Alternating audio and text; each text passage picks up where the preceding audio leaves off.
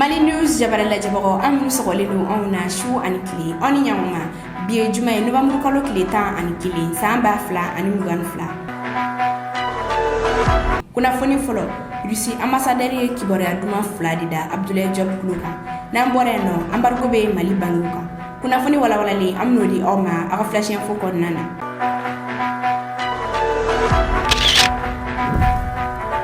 Bisimila a ka flash info kɔnɔna na ko min tun y'a fɔ ɲɛna kuma daminɛ na Mali ministre min sigilen Mali ani jamana wɛrɛ ko ɲɛnabɔli kama Abdoulaye Diop ale ye Russie ambassadeur bisimila ni ale yɛrɛ tɔgɔ ko Igor Grumigo kunu alamisa novembre kalo tile 10. Igor Grumigo ale kɔnɔna ni enveloppe dɔ de enveloppe in a y'a di Abdoulaye Diop ma. Enveloppe in kɔnɔna na Vladimir Poutine ka invitation spéciale k'a di colonel Assimi Goïta ma farafin jamana ani Russie ka ɲɔgɔn dalajɛ belebeleba ni ale yɛrɛ kan ka kɛ Russie dugu dɔ la juillet 2023 n'o dugu yɛrɛ tɔgɔ ko Saint-Pétersbourg. O kɔfɛ Igor Grumigo ale y'a da Mali ministre des affaires étrangères kulo kan ko Russie ministre des affaires étrangères Sergei Lavrov ale kun ye tournée dɔ la farafin jamanaw kɔnɔna na wa a bɛna sigi tournée kan tuguni sabula a ka tournée senfɛ a ma se ka se farafin jamana dɔw kɔnɔna na ko zena kɔni a bɛna na don o farafin jamanaw bɛɛ lajɛlen kɔnɔna na wa ko Mali yɛrɛ sen bɛna ye o la. Aw bɛɛ lajɛlen hakili b'a la colonel Assimi Goïta ale ni Vladimir Poutine ka téléphone ci labanna ni o kɛra octobre kalo tile 4 tɛmɛnen na. O senfɛ colonel Assimi Goïta ale y'a ladɔnniya ka fɔ ko Vladimir Poutine y'a invité sommet Afrique Russie la.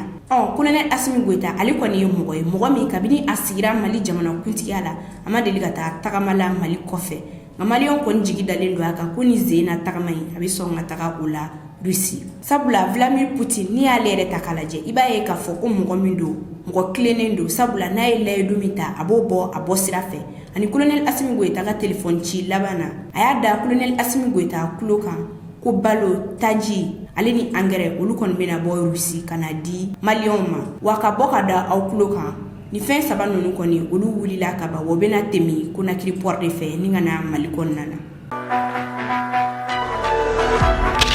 Kunnafoni filanan Mali ka taji engrais ani alikama o bɛna tɛmɛ Conakry port fɛ nɔgɔya la. Maliyɛnw yɛrɛ preselen don ni fɛn ninnu ka se Mali kɔnɔna na. O hukumu kɔnɔna na Mali délégation min kun tagalen don Russie ni ko in na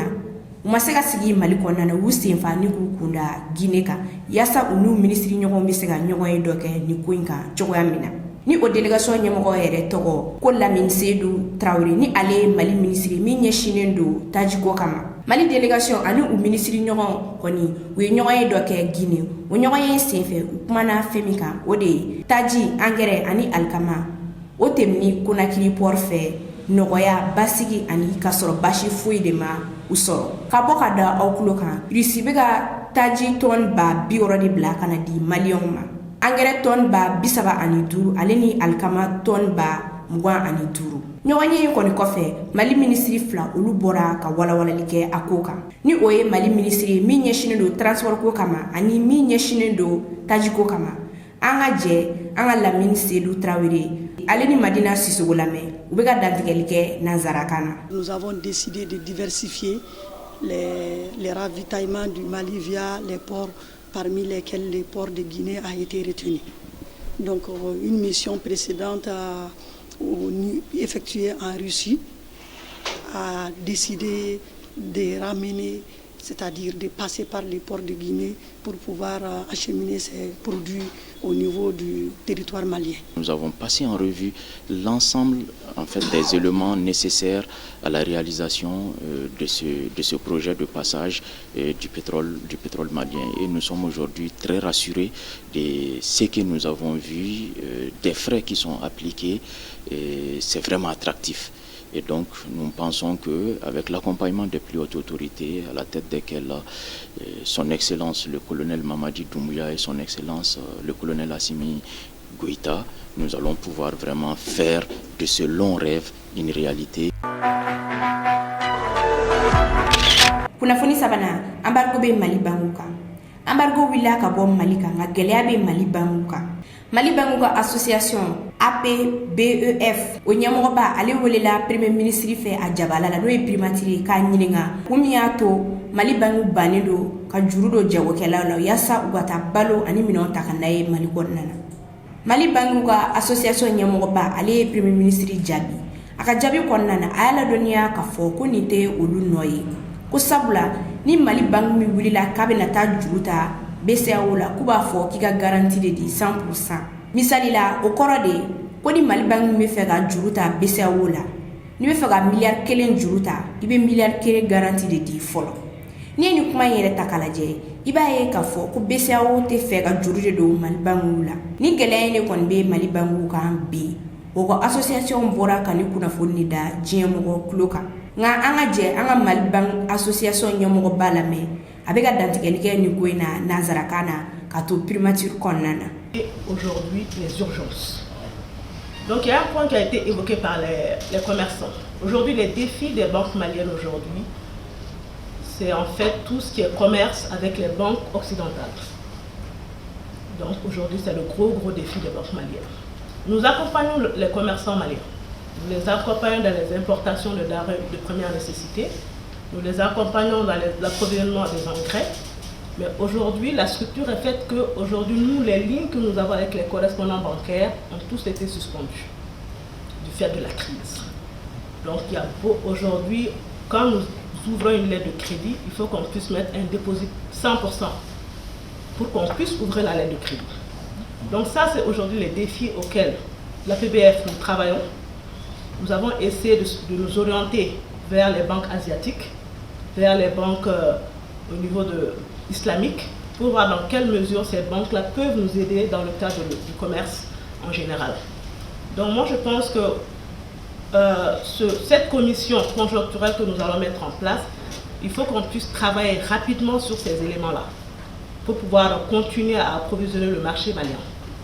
Donc, et je pense également en fait, cette initiative est à saluer. Vraiment, elle est vraiment à saluer parce que c'est le problème. Il faut que les Maliens, tous les acteurs se mobilisent pour qu'on puisse sortir de cette crise. Et tous les secteurs doivent se mobiliser, que ce soit les banques, les commerçants, l'État, il faut qu'on puisse se mobiliser. Et c'est ensemble qu'on va relever ce défi-là. Et donc, il est important, donc on a noté qu'on doit vous faire un retour d'ici le 1er novembre pour qu'on puisse mettre ce cadre de concertation. Les agriculteurs ont parlé de leurs problèmes, donc là, c'est des problèmes qu'on peut gérer dans le temps. Mais les problèmes d'approvisionnement, il faut qu'on le fasse de manière très rapide. Compte tenu aujourd'hui des délais que nous accusons,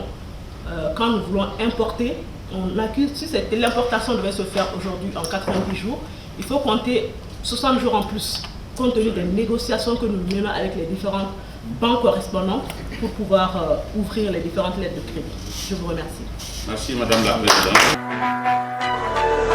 Kunnafoni nana magistraw ye tabali gosi k'u tɛ jɛ ni conseil des ministres ka décision ye décision min yɛrɛ tara novembre kalo tile 2 tɛmɛnen ni o décision ye ko dɔ bɛna fara cour suprême magistraw ka baara carrière janya kan arabadon novembre kalo tile 9 cour suprême magistraw kɔni u ye ni gafe in ci ministre du travail ma k'u tɛ jɛ ni ko in ye cogoya si de la wa k'olu kunkan ko la ko politique mɔgɔw tɛ se ka décision ta nga ko cour suprême ani cour constitutionnelle de bɛ se k'olu kunkan ko décision ta a yirala k'a fɔ magistraw olu bɛ taa retraite la k'u to san 65 de la nga ni décision in lawaleyara magistrat dɔw bɛ sɔn ka taga retraite la k'u to san 80 na misali la ni magistrat dɔ sugandira ka taa cour suprême na k'a to san 64 na mandat o ye san 5 ye san 5 bɛ taa dafa yɔrɔ min na o b'a sɔrɔ a tigi si bɛ san 69 de la magistraw kɔni u bɔra k'u ka nisɔngoya yira ni ko in na wa u y'a yira k'a fɔ k'u tɛ jɛ ni ko in ye cogoya si de la o hukumu kɔnɔna na u y'a ladɔnniya k'a fɔ k'u bɛna tile 5 baaralajɔ daminɛ ni o baaralajɔ yɛrɛ bɛ daminɛ novembre kalo tile 29 ka taa kuncɛ décembre kalo tile 3 wa ko n'u ka laɲiniw ma sabati u bɛna nin baaralajɔ u bɛna lakuraya ŋɔ tuguni. Kunnafoni 5nan Vladimir Poutine tɛna ye je vais na Indonésie jamana 20 minnu ka sɔrɔ ka bon ni diɲɛ jamana bɛɛ lajɛlen n'olu ka jɛkulu yɛrɛ bɛ wele ko je vais olu bɛna lajɛrɛ dɔ kɛ Indonésie a lajɛrɛ in kɛnɛ kan Russie jamanakuntigi Vladimir Poutine ale tɛna ye a kɛnɛ kan mɔgɔ min bɛna ye lajɛrɛ in kɛnɛ kan Russie tɔgɔ la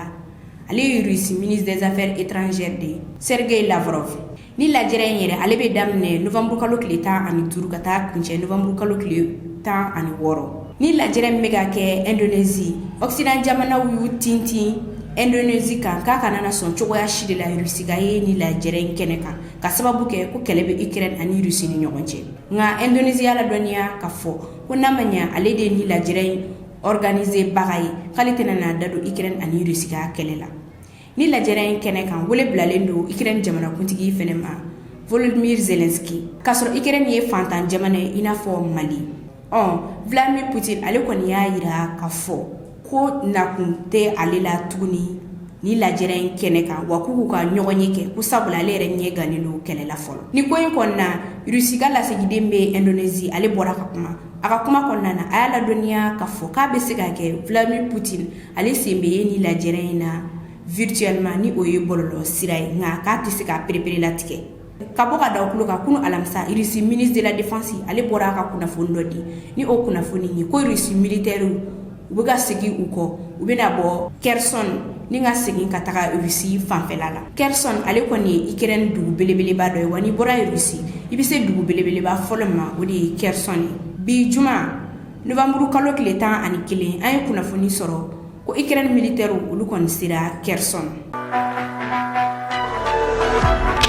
Kunnafoni wɔrɔna fo ka yurugu dabila Mali kɔnɔna na ni ye yɛrɛwolo déboursé la rampa mɔgɔ da kɔnɔ gesere bi.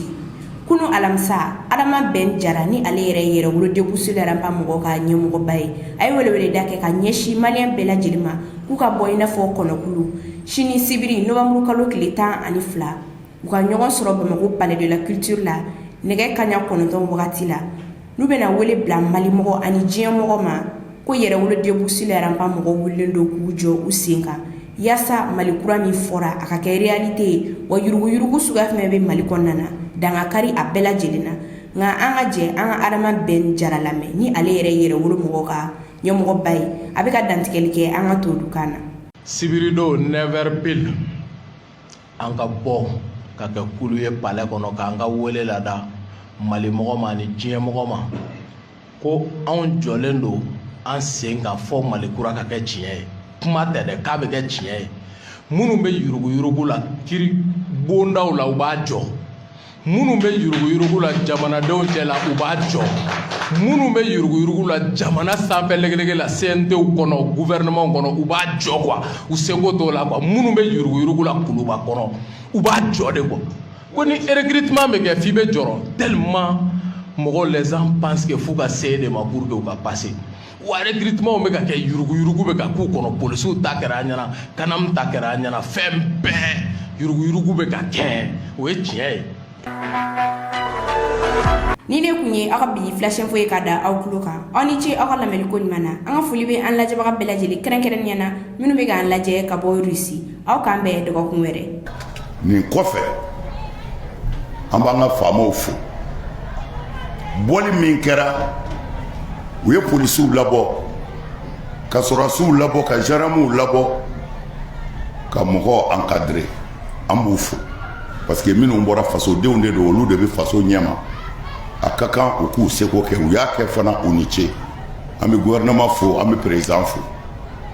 mais o foli ni o tanuniba in bɛɛ kɔfɛ a ka kan malidenya tɔgɔ la ani ala tɔgɔ la ani ɲɛni tɔgɔ la an ka tiɲɛ fana fɔ ɲɔgɔn ye an b'a fɔ Mali président ye n y'a fɔ n ka kuma na o don fɛn caman tɛmɛna u ma silamɛw jate foyi la n y'a fɔ n ka kuma na u y'a ɲini an ka député 3 di tɔgɔ di an ye député 3 tɔgɔ di députéw taara mɔgɔ 1 ma ta u la o ye silamɛya ma dɔgɔyalima de o dama tɛ caman tɛmɛna silamɛw ma jate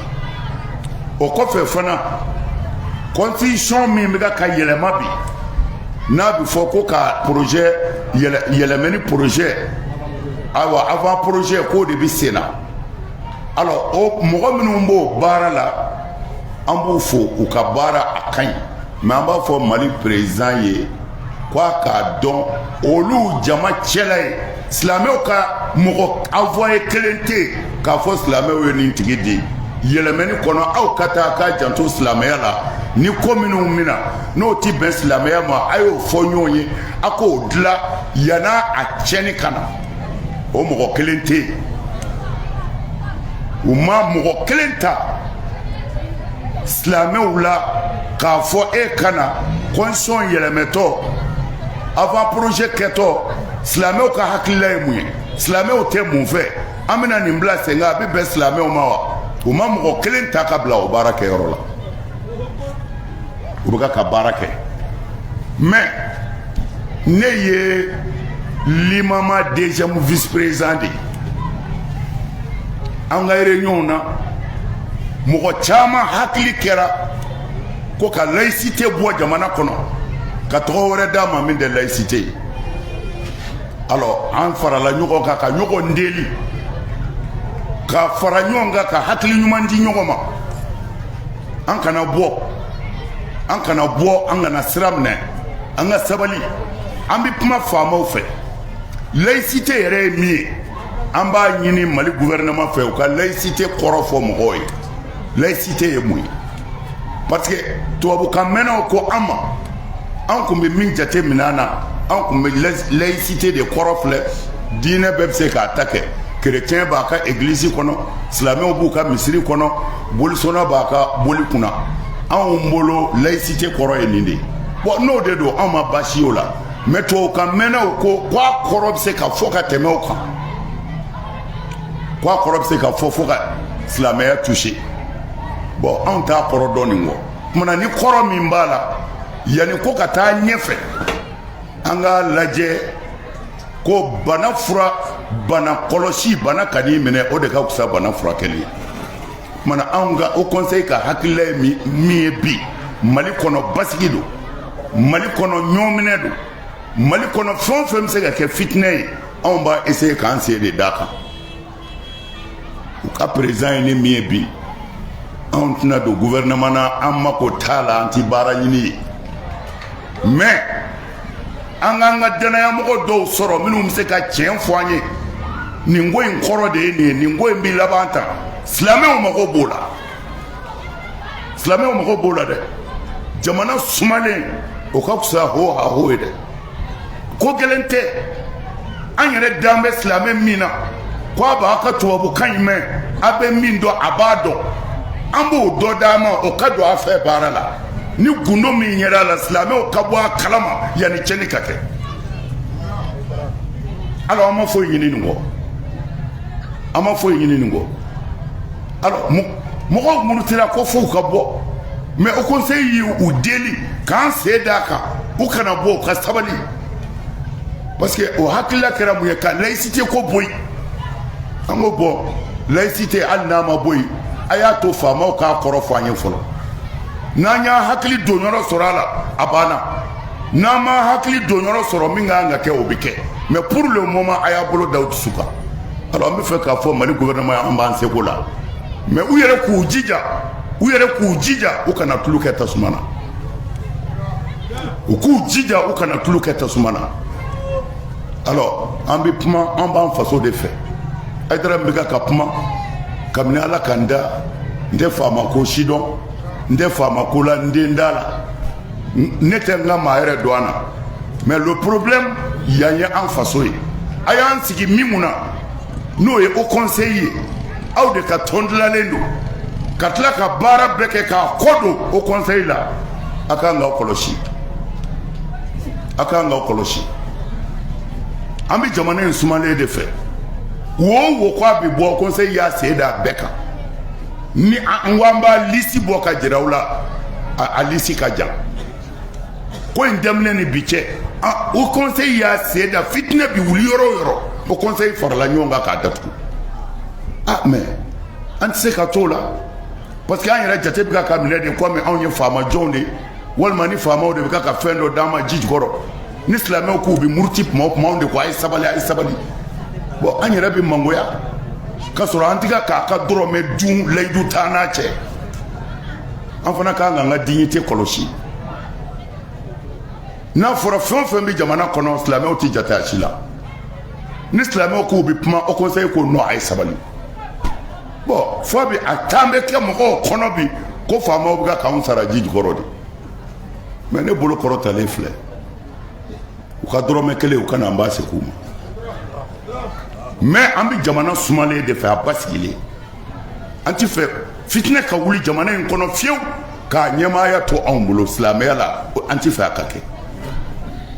mais danfana bɛ mɔgɔ la han Mali gouvernement n b'a fɔ n bɛ segin a kan diinɛ min tɔgɔ ye silamɛya Mali bilama n'i y'o fili i bɛ tila ka taa ɲini alors ne tɛna kuma janya n fɛ ka nin de lase ka yafa ɲini kerecɛnw fɛ ka tila kɔ tuguni ko misiri dɔw taara bi dɔw ka k'u ka wajuli kɛyɔrɔ la mais u yɛrɛ ma se ka fɛn ɲɛfɔ ne ye mun wajuli kun don bon mais an b'o ɲini silamɛw fɛ mɔgɔ si kana tɔɔrɔ se mɔgɔ ma an filɛ don min na komi bi ni fɛn o fɛn fɔra silamɛya ma n'a man ɲi a y'a jija a k'a sɔn sɔrɔ a k'a kɛcogo dɔn a ka n'a di o conseil ma n'o kɛra a bɛ wasa o ka fisa bɛɛ k'i ka kɛlɛ k'i yɛrɛ ye a man ɲi an tun bɛ fɛ ka nin de lase ka yafa ɲini ni fili minnu yɛrɛ kuma na k'a ɲini gouvernement fɛ u k'u ɲɛ dayɛlɛ u k'u ɲɛ dayɛlɛ an fɛ ka min fɔ nin de don salamu alaikum wa rahmatulahi ta'ala wa barakatu. aw minnu mago bɛ publicité la walima aw minnu bɛ fɛ ka dɛmɛ don Mali News ma aw bɛ se ka weleli kɛ nin numéro in na ni o ye 91 21 40 84.